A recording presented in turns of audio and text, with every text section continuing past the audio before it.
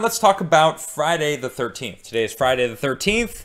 It is the only Friday the 13th of 2021, as far as I believe. I didn't peruse the entire calendar, but I did hear that in the grapevine. So if it's not true, sorry. But I'm fairly certain it was from a trustworthy source. I have a nice article from history.com that basically breaks down what Friday the 13th is. Long considered a harbinger of bad luck, Friday the 13th has inspired a late 19th century secret society, an early 20th century novel, a horror film franchise, and not one, but two unwieldy terms. Paraskevetitriaphobia and frigatriskaidekaphobia that describe fear of this supposed unlucky day. Now, I knew triskaidekaphobia is the fear of the number 13. Those were a little tough to go through. I'm not going to say them again. The fear of the number 13, just like walking under a ladder, crossing paths with a black cat, or breaking a mirror, many people hold fast to the belief that Friday the 13th bring bad luck. Though it's uncertain exactly when this particular tradition began, negative superstitions have swirled around the number 13 for centuries. While Western cultures have historically associated the number 12 with completeness, there are 12 days of Christmas, 12 months, and zodiac signs, 12 labors of Hercules, 12 gods of Olympus, 12 tribes of Israel, just to name a few examples. Its successor, 13, has a long history as a sign of bad luck. The ancient Code of Hammurabi, for example, omitted a 13th law from its list of legal rules.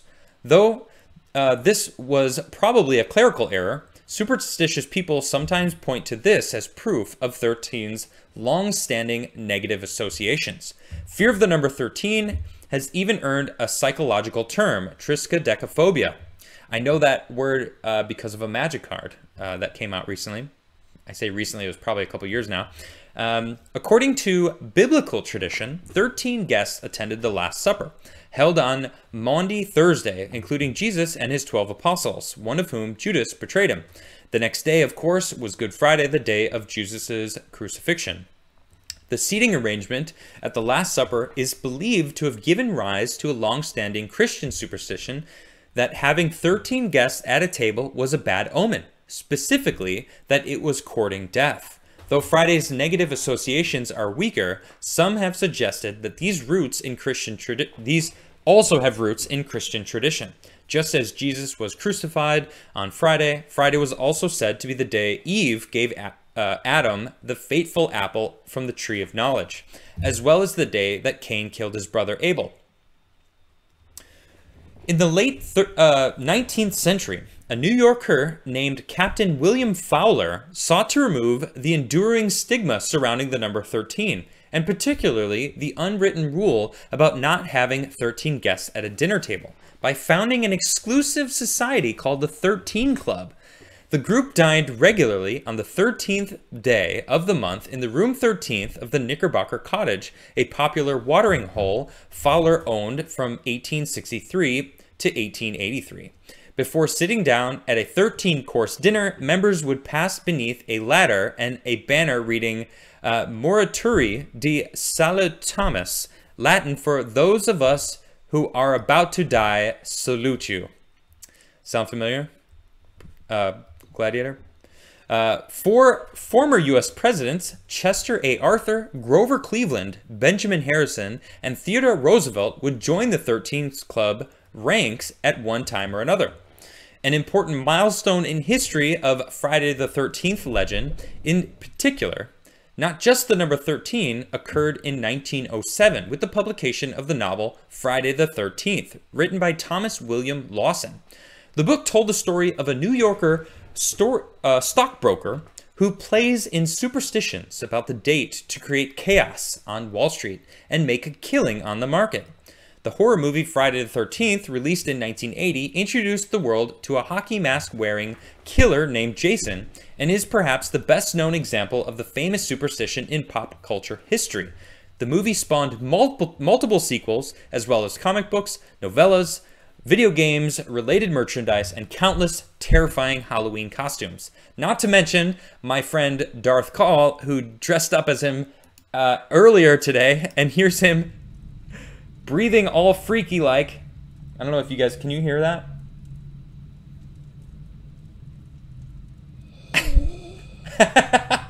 So that's him right there, actually live.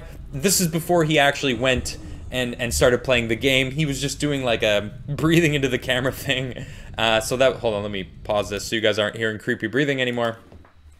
So yeah, it was, you know, Jason, it seemed to have spawned a lot more. Even still today, it's influencing people.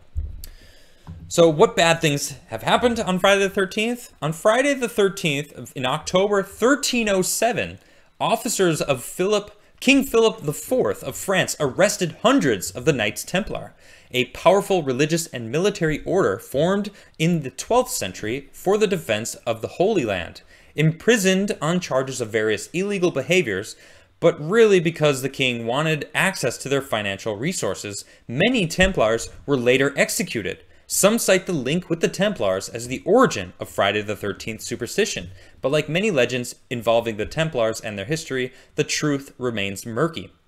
In more recent times, a number of traumatic events have occurred on Friday the 13th, including the German bombing of Buckingham Palace, September 1940, the murder of Kitty Genovese in Queens, New York, March 1964, a cyclone that killed more than 300,000 people in Bangladesh, November 1970, the disappearance of a Chilean Air Force plane in the Andes, October 1972, the death of rapper Tupac Shakur, September 1996, and the crash of the Costa Concordia cruise ship off the coast of Italy, which killed 30 people. I actually didn't know that Tupac died on Friday the 13th. And there's the sources right there if you would like to see them. So yeah, in case you are superstitious, don't be afraid. I don't think it's anything to fear. It is interesting though that, you know, do elevators still omit the 13th floor? Do they do that still? I think there's some buildings in New York that don't have 13th floors because it's that ingrained that it's like, you know, a floor that you don't even have. You know, there's people on the 14th floor that are secretly going, you know, we're on the 13th floor, right? Like, just renaming it doesn't actually change the floor number. You know what I'm saying? I mean, come on. Come on. Yeah, you know, come on.